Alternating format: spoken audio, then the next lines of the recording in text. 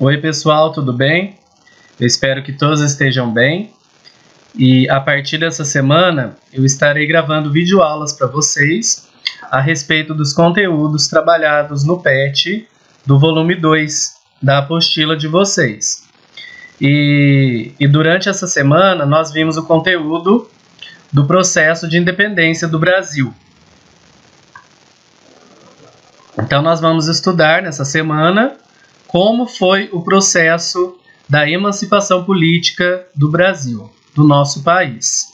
Tudo começou com a vinda da família real para o Brasil, a família nobre de Portugal. Então nós temos como antecedentes os fatos históricos que aconteceram antes da emancipação política. Tudo começou em 1808, quando a família real portuguesa veio para o Brasil. Por que a família real portuguesa veio para o Brasil? O motivo desta vinda ele está ligado aos interesses econômicos e políticos do imperador Napoleão Bonaparte. O Napoleão Bonaparte era o imperador da França e no seu objetivo de dominar toda a Europa, ele não tinha forças militares o suficientes para vencer a Inglaterra. A Inglaterra era a maior potência econômica e marítima da época. E como ela era uma ilha, o que o Napoleão Bonaparte fez? Ele decretou o chamado bloqueio continental. O bloqueio continental, basicamente, tinha o objetivo de enfraquecer a economia da Inglaterra, porque a economia da Inglaterra era muito forte e a França não conseguia derrotá-la sozinha. Então Napoleão decretou esse bloqueio como se fosse uma linha imaginária. Como vocês podem ver aqui no mapa, essa linha roxa, uma linha imaginária bloqueando aqui a Grã-Bretanha. Aqui também nós temos a França e as possessões diretas, aqui o Império Napoleônico. Nós podemos perceber que ele se estendia além dos limites da França. Os países dependentes da França, aqui a Espanha, o Reino da Itália, a Suíça, a Holanda, que também fazia parte do Império Napoleônico, e entre tantos outros. Aqui também nós temos algumas vitórias de Napoleão pela Europa e algumas derrotas dele. Mas por que a história do Napoleão está diretamente ligada ao nosso processo de independência? Porque Portugal ele comprava muitos produtos da Inglaterra. A Inglaterra era um parceiro econômico muito forte de Portugal. E aí, com esse bloqueio continental, Portugal foi dominado pelas tropas napoleônicas. E aí, o Dom João, o príncipe regente de Portugal, teve que fazer uma escolha. E aí, temendo perder o seu poder, ele fugiu com a família real portuguesa para o Brasil, sob a proteção da Inglaterra, escoltado pelos navios ingleses. No período napoleônico, o Dom João era príncipe regente de Portugal, pois a sua mãe, a Dona Maria I, ela não podia governar devido a problemas mentais. Muito se fala sobre uma grande depressão da mãe do Dom João. E por isso, quem governava de fato era o seu filho, o Dom João. Em 1818, com a morte da Dona Maria I, o Dom João foi coroado rei de Portugal, com o título de Dom João VI. E aí ele se casou com a princesa espanhola Carlota Joaquina. E aí como foi a viagem aqui para a América Portuguesa, para o Brasil? O Dom João ele fugiu com aproximadamente 15 mil pessoas, 15 mil nobres portugueses, em 14 embarcações escoltados pela Marinha Britânica. Como eles não sabiam ao certo quanto tempo iam ficar no Brasil, eles trouxeram consigo basicamente tudo que pudesse ser útil: riquezas, documentos, livros, coleções de arte, pinturas, tudo que eles podiam transportar nessas embarcações, eles colocaram. Depois de algumas semanas de viagem, uma forte tempestade separou algumas embarcações. Algumas delas, como a de Dom João, foram para Salvador, capital da Bahia, e as restantes para o Rio de Janeiro, que era a capital federal na época. Aí da cidade de Salvador, o Dom João se transferiu para o Rio de Janeiro, em março de 1808. E foi na cidade do Rio de Janeiro que aconteceram as maiores mudanças efetuadas no seu governo e, consequentemente, a proclamação da independência. Quando eles chegaram no Rio de Janeiro, a população carioca, a população brasileira, ela nunca tinha visto uma família real antes. Então, eles foram recebidos com muita pompa, muitas celebrações, muitas grandes festas, preparadas por seus amigos e funcionários. Porém, a população carioca mesmo, a população do Rio de Janeiro, não apreciou muito a vinda da família real, porque para os brasileiros ela representava a colonização de fato e todo roubo que a metrópole portuguesa fez sobre a nossa colônia. Para abrigar tantos nobres, o Dom João mandou despejar os moradores das melhores residências da cidade, que ficavam nas avenidas, na orla, na praia, mandando afixar nas portas as letras, a sigla PR. Esta sigla significava, para a família real, príncipe regente ou propriedade do rei.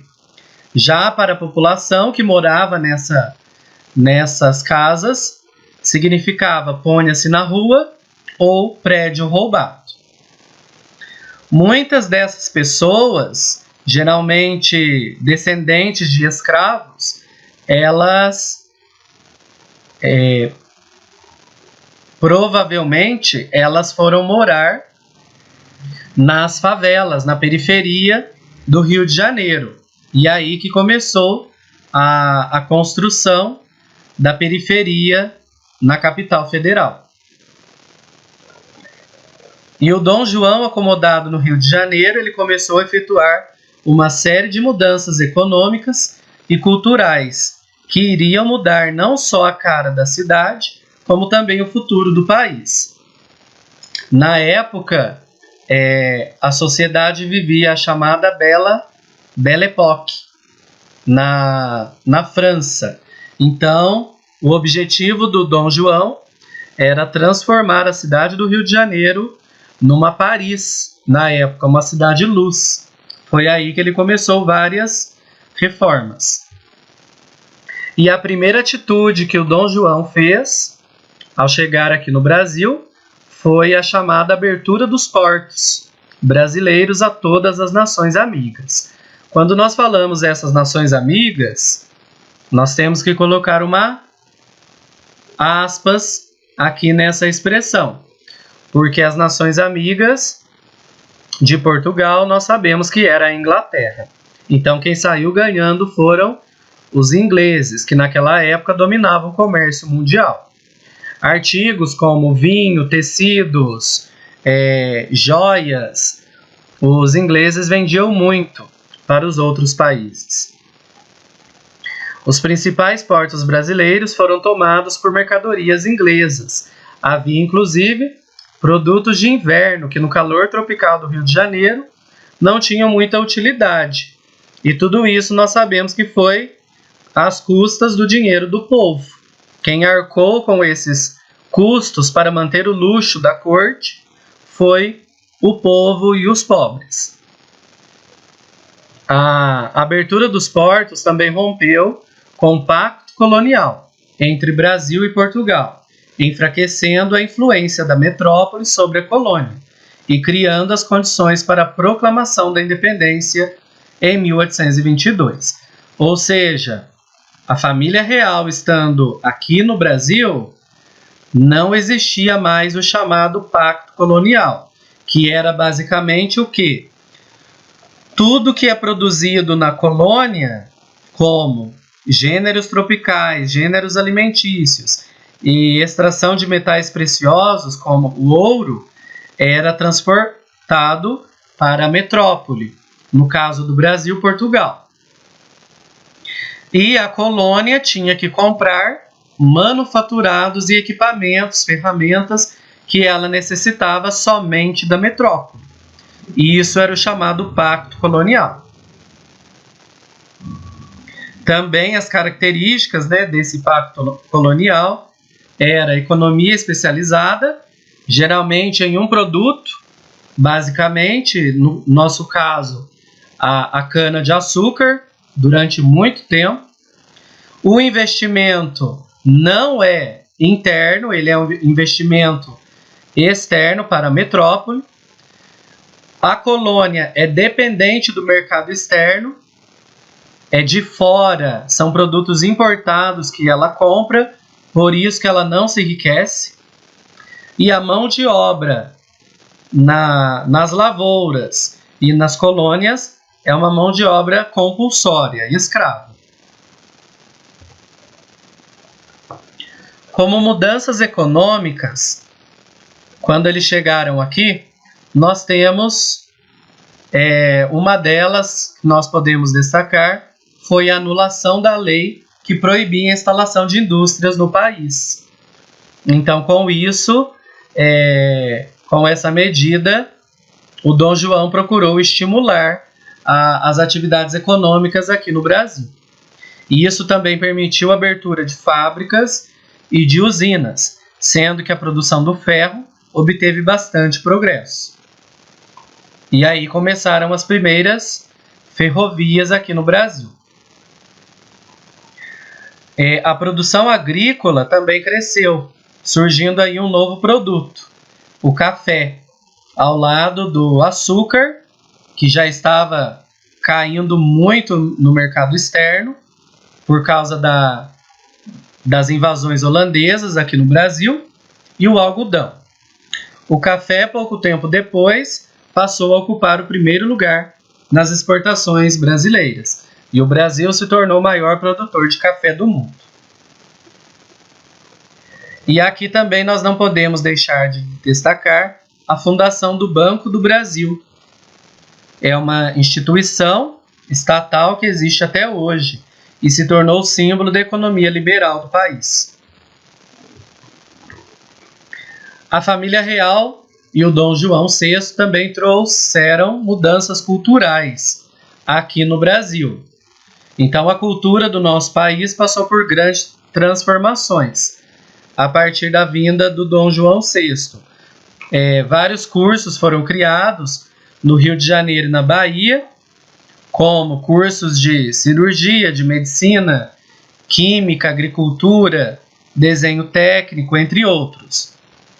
Também foi fundado o Museu Nacional, o Observatório Astronômico, a Biblioteca Real e a Imprensa Régia.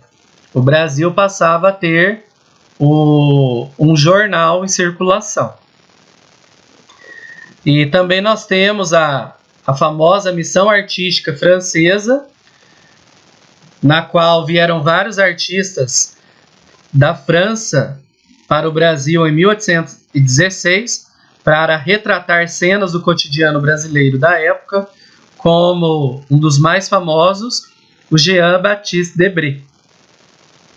E em 1815, o Brasil foi elevado à categoria de Reino Unido de Portugal e Algarves, porque em Portugal, com a derrota do Napoleão Bonaparte na França, todas as monarquias elas foram devolvidas às respectivas famílias que dominavam cada estado, cada país naquela época na Europa. Então a família real, a dinastia dos Bragança, iria voltar ao poder. E aí começou lá em Portugal um movimento para a volta da família real portuguesa para a metrópole. Foi aí que o Dom João VI elevou o Brasil a Reino Unido de Portugal, Brasil e Algarves. Ou seja, uma estratégia para ele continuar aqui no Brasil. Em 1821, as capitanias passaram a se chamar províncias. E aí, em 1821 também, o Dom João VI, ele não segura mais. Ele volta para Portugal por causa dessa revolução que estoura na cidade do Porto. Mas, como estratégia, ele deixa aqui o seu filho mais velho, Dom Pedro, como príncipe regente. O Dom Pedro, na época, ele tinha 23 anos. E aí foi o Dom Pedro, filho do Dom João, que basicamente continuou esse processo de independência brasileira. As causas da independência nós temos várias. Uma vontade, um desejo de grande parte da elite política brasileira em conquistar a autonomia política. Elite essa que nós sabemos que era formada por grandes cafeicultores, grandes fazendeiros, latifundiários, uma elite que sempre se manteve no poder, juntamente com os portugueses, e também tinha interesses econômicos. Também nós temos o desgaste do sistema de controle econômico, com restrições e altos impostos exercido pela coroa portuguesa no Brasil, ou seja, várias revoluções, conjurações e insurreições que surgem aqui no território com o objetivo de emancipação. Nós temos o exemplo da Conjuração Mineira, da Conjuração Baiana, a Revolução Pernambucana, que foi a última, em 1817. E também nós temos a tentativa da coroa portuguesa em recolonizar o Brasil. E aí o Dom Pedro começa a receber cartas de Portugal, exigindo que ele retorne imediatamente para o seu país. Porém, o Dom Pedro ele não acatou as determinações dessas cartas. E em 9 de janeiro de 1822, ele negou ao chamado e afirmou que ficaria no Brasil. Então, esse dia 9 de janeiro ficou conhecido como o Dia do Fico.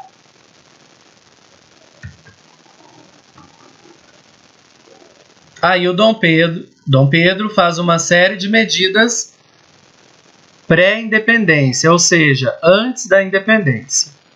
Nós temos a organização da Marinha da Guerra, nós temos a convocação de uma Assembleia Constituinte, ou seja, uma Assembleia que iria discutir o futuro desse país, desse território. Ele determinou o retorno das tropas portuguesas. Ele exigiu que todas as medidas tomadas pela coroa portuguesa deveriam antes de entrar em vigor no Brasil, ter a sua aprovação. E ele também, com o objetivo de apaziguar e acalmar os ânimos da população, ele visitou algumas províncias, como São Paulo e Minas Gerais.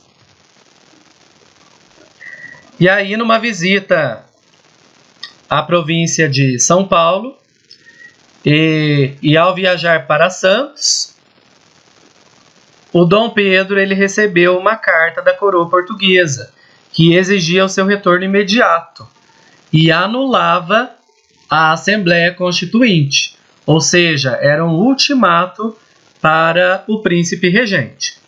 E diante dessa situação, o Dom Pedro deu seu famoso grito às margens do riacho do Ipiranga. Um grito, uma frase essa que ficou muito famosa até hoje, que é independência ou morte. E aqui nós temos várias representações em quadros, em filmes, que mostram, nós não sabemos se na realidade foi assim, se ele realmente gritou essa expressão. Então nós temos algumas representações, como esse quadro aqui, o Grito do Ipiranga.